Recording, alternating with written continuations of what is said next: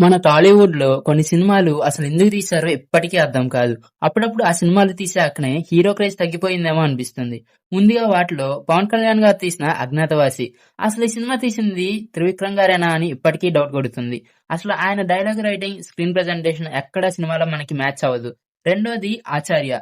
ఈ సినిమా విషయానికొస్తే ఎంత తక్కువ మాట్లాడుకుంటే అంత మంచిది. సినిమాలో చిరంజీవి గారు, రామ్ చరణ్ గారు ఇద్దరూ ఒకే ఫ్రేమ్‌లో ఉంటారని ఆనందపడేలోగా స్టోరీతో కొరటాల శివ పెద్ద రాడ్‌నే దింపాడు. మూడోది 'రాధేశ్యామ్'. ఈ మూవీ ఫ్లాప్ అని నేను చెప్పలేను గానీ, ఇంత మంచి లవ్ స్టోరీని స్క్రీన్ మీద సరిగ్గా ఎగ్జిక్యూట్ చేయలేకపోవడంతో ఆడియన్స్ ఎమోషనల్‌గా కనెక్ట్ అవ్వలేకపోయారు. దాంతో సినిమా ఫ్లాప్ అయ్యింది. లేదంటే ప్రభాస్ గారి కెరియర్‌లో ఇది కూడా మంచి బ్లాక్ బస్టర్‌ని అందుకునేది. నాలుగోది 'గేమ్ చేంజర్'. అప్పుడే 'ఇండియన్ 2' మూవీ తీసి ఫ్లాప్ అయి కూర్చున్న శంకర్ గారు ఈ 'గేమ్ చేంజర్' స్టోరీతో బ్లాక్ బస్టర్ కొడతారని అందరూ అనుకున్నారు. అందులో గ్లోబల్ స్టార్ రామ్ చరణ్ గారు కూడా ఉన్నారు. తీరా కట్ చేస్తే రామ్ చరణ్ గారి కెరియర్‌లోనే ది బిగ్గెస్ట్ కమర్షియల్ ఫ్లాప్‌గా నిలిచిపోయింది.